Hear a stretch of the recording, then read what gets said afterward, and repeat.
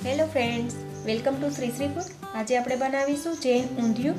આ એક Gujarati traditional recipe છે. ઊંધિયું બહુ જ બધી વસ્તુ મિક્સ કરીને બનાવવામાં આવે છે અને બધી જ સબ્જી ગ્રીન હોય છે. આ બધી જ વસ્તુ વિન્ટરમાં જ મળે છે, તો આ વિન્ટર સ્પેશિયલ રેસીપી છે. બધા જ ગુજરાતીના ઘરમાં વિન્ટરમાં ઊંધિયું એકવાર તો બને જ છે અને તે પણ મકર સંક્રાંતિ પર બનાવવામાં આવે છે. માર્કેટમાં પણ બહુ જ આસાનીથી મળી જાય છે અને ઘરમાં પણ આપણે બહુ જ આસાનીથી બનાવી શકાય છે. તો ચાલો ઊંધિયું બનાવવાની શરૂઆત કરીએ. તો તેના માટે અહીંયા મેં સુરતી પાપડી લીધેલી છે, તેની સાથે જ પાવટા પાપડી, વાલોર પાપડી, તુવેર અને વટાણા. આમાં હજી એક પાપડી આવે છે ગેવડા પાપડી, એ તમારી પાસે હોય તો એ પણ તમે લઈ શકો છો. સુરતી પાપડી છે તેને આ રીતે દાણા સાથે જ આપણે ફોલી લઈશું. પાવટા પાપડી હોય તેમાંથી આપણે દાણા જ લઈશું અને તેની છાલ હોય તે નીકાળી લઈશું. વાલોર પાપડીને પણ આપણે એ જ રીતે ફોલીને બી સાથે જ લેવાની છે. એની સાથે આપણે તુવેરને પણ ફોલીને દાણા કરી લેવાના છે અને વટાણાને પણ ફોલીને દાણા કરી લેવાના છે. હવે આપણી બધી જ પાપડીમાંથી દાણા નીકાળીને તૈયાર કરી લીધેલા છે. આ પાવટા પાપડીના દાણા છે તે આપણે 3-4 કપ લઈશું. તેની સાથે જ આપણે સુરતી પાપડીને પણ ફોલી દાણા સાથે લીધેલી છે. આ જે સુરતી પાપડી છે તેને તમે આ રીતે બંને સાઈડના ભાગ કાપીને આખી પણ લઈ શકો છો અથવા તો તેને ફોલીને પણ લઈ શકાય છે. તેની સાથે આપણે વાલોર પાપડી લઈશું, તે પણ 1 કપ લઈશું. 1 કપ તુવેર દાણા લઈએ, 1 કપ વટાણા. હવે તેની સાથે જ આપણે લઈશું 2 કપ મેથીની ભાજી ધોઈને કાપી લીધી છે, 2.5 કપ ફ્રેશ કોથમીર બારીક સમારેલી. આની અંદર તમારે લીલા ચણા લેવા હોય તો એ પણ તમે લઈ શકો છો. આમાં તમે સબ્જી વધારે કે ઓછી કરી શકો છો, પણ સુરતી પાપડી જરૂર નાખજો. ટિંડોરા લીધેલા છે, ટિંડોરાને આ રીતે ઉપરનો ભાગ અને નીચેનો ભાગ કાપીને લીધેલા છે. હવે વચ્ચેથી આ રીતે કટ કરી લઈશું. તેની સાથે જ આપણે 8 થી 10 નંગ મરચાં લીધેલા છે, મરચાંને પણ આ રીતે વચ્ચેથી કટ કરી લઈશું.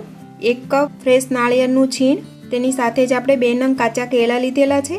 હવે આપણે એક વાસણમાં અથવા તો કુકરમાં, અત્યારે હું કુકર લઈ રહી છું, તો હવે એક કુકરમાં આપણે બધી જ પાપડી નાખીશું, જેમાં વાલોર પાપડી, સુરતી પાપડી, પાવટા પાપડી, તુવેરના દાણા અને વટાણા પણ નાખીશું. વટાણા નાખ્યા બાદ 2 કપ પાણી નાખી દઈએ. હવે તેમાં અડધી ટીસ્પૂન મીઠા સોડા નાખીશું. હવે બધું જ એકવાર મિક્સ કરી લઈએ અને તેને 10 થી 15 મિનિટ માટે રહેવા દઈએ, જેથી સબ્જી સારી રીતે ચડી જશે અને ઊંધિયાનો કલર પણ સારો આવશે. હવે 10 થી 15 મિનિટ થઈ ગઈ છે. હવે આ બધું જ પાણી આપણે નીકાળી લઈશું. મેં અહીંયા કુકર ગરમ થવા માટે રાખી દીધું છે. હવે તેમાં અડધી ટીસ્પૂન તેલ નાખીશું. તેલને થોડું ગરમ થવા દઈએ. હવે તેમાં નાખીશું અડધી ટીસ્પૂન અજમો અને 1/4 ટીસ્પૂન હળદર નાખી બધું જ મિક્સ કરી લઈએ. હવે પલાળીને રાખેલી સબ્જી નાખીશું. બધું જ નાખી મિક્સ કરી દઈએ. હવે બરાબર મિક્સ થયા બાદ તેમાં આપણે 1 થી 2 ચમચી પાણી નાખીશું અને કુકરનું ઢાંકણ બંધ કરી અને 2 થી 3 વિસલ કરી લઈએ. હવે આ પાપડી અને દાણા ચડે ત્યાં સુધીમાં આપણે ઊંધિયા માટે ગ્રીન મસાલો બનાવીશું. તો એક મિક્સર જારમાં અડધો કપ તુવેરના દાણા નાખીશું અને 8 થી 10 લીલા મરચાં લીધેલા છે, તેને આ રીતે ટુકડા કરીને લીધેલા છે. તો બંનેને સાથે પેસ્ટ બનાવી લઈશું. હવે આ ક્રશ થઈ ગયું છે, પછી તેને એક પ્લેટમાં નીકાળી લઈએ. હવે તે જ બાઉલમાં આપણે કોપરાનું છીણ છે તેને પણ ક્રશ કરી લેવાનું છે. હવે આપણું કોપરાનું છીણ પણ ક્રશ કરીને તૈયાર કરેલું છે, તો તેને પણ તે જ પ્લેટમાં નીકાળી લઈએ અને આ જ રીતે આપણે ક્રશ કરવાનું છે, વધારે ક્રશ નહીં કરીએ. હવે આપણે તે જ જારમાં કોથમીર નાખી રફલી ક્રશ કરી લઈએ. વધારે ક્રશ કરી ચટણી જેવું નથી બનાવવાનું. હવે તેને પણ આપણે પ્લેટમાં લઈ લઈએ. હવે તેમાં મસાલા કરીએ. અડધી ટીસ્પૂન હળદર, 1 ટીસ્પૂન નમક, 3 ટેબલસ્પૂન દળેલી ખાંડ, 1 ટેબલસ્પૂન ધાણા જીરું પાવડર, 1 ટીસ્પૂન હિંગ, 1 ટેબલસ્પૂન સિંગદાણા પાવડર, 1 ટીસ્પૂન ગરમ મસાલો. હવે આપણે આની અંદર 1 લીંબુનો રસ નાખીશું. આ રીતે લીંબુ નીચવી દઈએ. હવે બધું જ પ્રોપર મિક્સ કરી લઈએ. આ મસાલાથી ઊંધિયાનો ટેસ્ટ બહુ જ સારો આવે છે, સાથે જ ઊંધિયાનો કલર પણ બહુ જ સરસ આવશે. તો આ મસાલો બનાવવાનું જરાય સ્કીપ ના કરતા. હવે મિક્સ કર્યા બાદ તમે જોઈ શકશો કે આ મસાલો કેટલો ગ્રીન છે. આ મસાલો આ જ રીતે એકદમ બારીક નહીં બનાવીએ. હવે આપણો આ મસાલો એકદમ તૈયાર છે, તો તેને સાઈડ પર રાખીએ. હવે મેં અહીંયા 2 કાચા કેળાને છાલ નીકાળી લીધી છે. હવે વચ્ચેથી કટ લગાવી દઈશું. હાફ કટ લગાવવાનું છે જેથી વચ્ચે મસાલો ભરી શકાય. હવે આપણે ગ્રીન મસાલો બનાવ્યો છે તે ભરી દઈશું. થોડું ધ્યાન રાખવું નહીતર કેળું તૂટી જશે. હવે કેળું ભરાઈ ગયું છે. હવે તેના નાના નાના ટુકડા કરી લઈએ. બીજા કેળાને પણ આ જ રીતે મસાલો ભરવો હોય તો તમે ભરી શકો છો. અત્યારે હું એક કેળામાં મસાલો ભરી રહી છું અને બીજું કેળું છે તેને આપણે આ જ રીતે મસાલા વગર જ કટ કરી લઈશું. હવે ટીંડોળાની અંદર પણ મસાલો ભરી દઈએ. ટીંડોરાને પણ બંને સાઈડથી થોડું પ્રેસ કરી વચ્ચે મસાલો ભરી દઈશું. આ જ રીતે બાકીના બધા જ ટીંડોરા ભરીને તૈયાર કરી લઈએ. તમારે મસાલો ન ભરવો હોય તો દાણાની સાથે જ તમે ટીંડોરાને પણ બાફી શકો છો. આ જ રીતે આપણે મરચામાં પણ મસાલો ભરી દઈશું. તો હવે આપણા મરચાં, ટીંડોરા અને કાચા કેળામાં મસાલો ભરાઈને તૈયાર છે. હવે આપણે મુઠિયા બનાવી લઈએ. એક બાઉલ લીધેલું છે. બાઉલની અંદર આપણે મેથી લઈશું. મેથી અત્યારે આપણે 1.5 કપ લીધી છે તો અડધી લઈશું. અડધી ઊંધિયું બનાવવામાં યુઝ કરીશું. હવે તેમાં સ્વાદ પ્રમાણે મીઠું નાખીશું.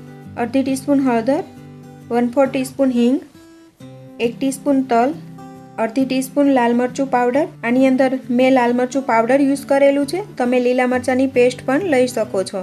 2 ટેબલસ્પૂન દળેલી ખાંડ અને 1 થી 1.5 ટેબલસ્પૂન તેલ નાખીશું. બધું જ બરાબર હવે મિક્સ કરી લઈએ. અત્યારે આપણે 5 થી 6 લોકો માટે આ બનાવી રહ્યા છીએ તો આટલા મુઠિયા ઇનફ છે. તમે આ મુઠિયા બનાવીને રાખી શકો છો. હવે તેમાં 3/4 કપ ઘઉંનો જાડો લોટ નાખીશું જે આપણે ભાખરી બનાવવામાં યુઝ કરીએ છીએ.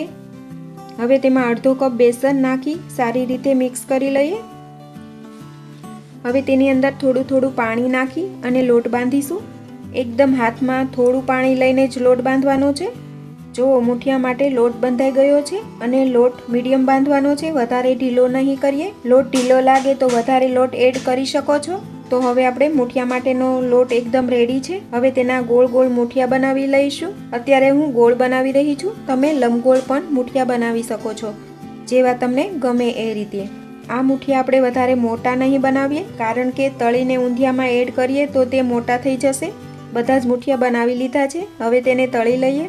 તો તેલ ગરમ થવા માટે રાખ્યું છે. તેલ મીડિયમ ગરમ હોવું જોઈએ. હવે આપણે તેલની અંદર મુઠિયા તેલમાં નાખતા સ્લો ટુ મીડિયમ પર પલટાવતા તળીશું. આ રીતે બ્રાઉન થાય એટલે નીકાળી લઈએ.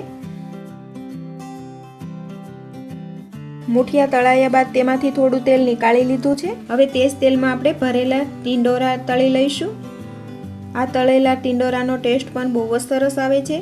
તેલ મીડિયમ રાખીશું, વધારે પલટાવીને નહીં તળીએ. ટીંડોરા તળાયા બાદ સોફ્ટ થઈ ગયા છે. હવે તેને એક પ્લેટમાં નીકાળી લઈએ.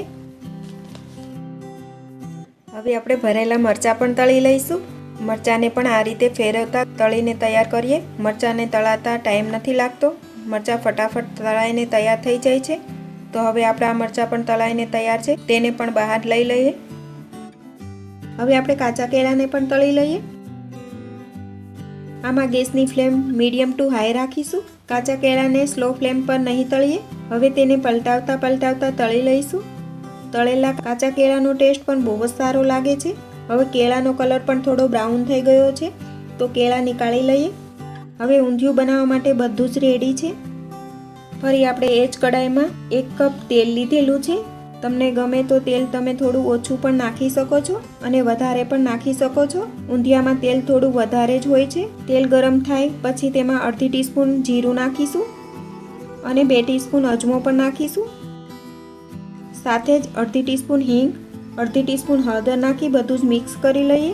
તમને તીખું વધારે પસંદ હોય તો તમે આ ટાઈમે લીલા મરચાંની પેસ્ટ પણ નાખી શકો છો.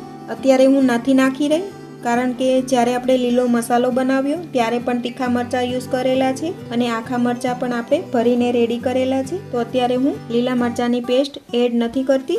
હવે આ બધું સરસ સંતળાઈ ગયું છે. હવે તેમાં 1 નંગ ટામેટાની પ્યુરી નાખી મિક્સ કરી લઈએ. તમારે ટમેટાની પ્યુરી ન નાખવી હોય તો સ્કીપ પણ કરી શકો છો. હવે તેમાં જે આપણે ગ્રીન મસાલો બનાવ્યો હતો તે નાખીશું. હવે મસાલાને પણ થોડો ફ્રાય કરી લઈશું જેનાથી ઊંધિયાનો ટેસ્ટ બહુ જ સરસ લાવશે. હવે જે આપણે કાપેલી મેથીની ભાજી રાખી હતી તે નાખીશું. સ્વાદ પ્રમાણે મીઠું પણ નાખીશું. હવે બધું જ મિક્સ કરી લઈએ. આ રીતે મેથીની ભાજી નાખવાથી વધારે ટેસ્ટ સારો આવશે. હવે આ રીતે મસાલામાંથી તેલ બહાર આવવા લાગે ત્યારે બધા દાણા અને પાપડી નાખીશું અને ફ્રાય કરેલા ટીંડોરા અને કાચા કેળા પણ એડ કરી દઈશું. અને બધું સારી રીતે મિક્સ કરી લઈએ. હવે બધું જ મિક્સ કર્યા બાદ તેમાં 1.5 કપ ગરમ પાણી નાખીશું. જે મૂઠિયા ફ્રાય કર્યા હતા તે ઉમેરીશું. હવે ફરી બધું મિક્સ કરી દઈએ. હવે તેને સ્લો ફ્લેમ પર 4 થી 5 મિનિટ માટે ચડવા દઈએ, જેનાથી મૂઠિયા સોફ્ટ થઈ જશે અને બધા જ મસાલાનો ટેસ્ટ ઊંધિયામાં આવી જશે. હવે 5 મિનિટ બાદ ઊંધિયું બનીને તૈયાર છે. હવે તેમાં આપણે લીલા નાળિયેરનું છીણ નાખીશું અને સાથે જ કોથમીર પણ નાખીશું. હવે ફરી એકવાર બધું જ મિક્સ કરી લઈએ. ઊંધિયામાં કોથમીર અને નાળિયેરનો ટેસ્ટ પણ બહુ જ સારો આવે છે. ઊંધિયાની બહુ જ સારી સુગંધ આવી રહી છે. હવે તેને નીચે ઉતારી અને સર્વિંગ બાઉલમાં સર્વ કરી દઈએ તો બહુ જ ટેસ્ટી ચટાકેદાર ઊંધિયું બનીને તૈયાર છે. તેને તમે ગરમા ગરમ પૂરી, રોટલી, ભાખરી, રાઈસ સાથે ખાઓ તો બહુ જ ટેસ્ટી લાગે છે. તો અત્યારે મેં ઊંધિયા સાથે પૂરી સર્વ કરી છે. આ પૂરીની રેસીપી પણ મારી ચેનલ પર આપેલી જ છે. તેની લિંક હું ડિસ્ક્રિપ્શન બોક્સમાં આપી દઈશ, તમે ત્યાંથી જોઈ શકો છો. તો બસ ઊંધિયું બનાવવા માટે 1 થી 2 વસ્તુ ખાસ ધ્યાન રાખવી કે તમે ગ્રીન મસાલો બનાવવાનું બિલકુલ સ્કીપ ના કરતા અને વઘાર કરતી વખતે અજમો જરૂર નાખજો. તેનાથી જ ઊંધિયાનો ટેસ્ટ બહુ જ સારો આવે છે. અને આ બધી સબ્જી વિન્ટર સિઝનમાં જ મળે છે. તો આ ઉત્તરાયણ પર મારી આ ઊંધિયાની રેસીપી જરૂરથી ટ્રાય કરજો. તમારા પરિવારજનોને બહુ જ પસંદ આવશે અને ઊંધિયું બનાવ્યા પછી મને કમેન્ટ જરૂરથી કરજો.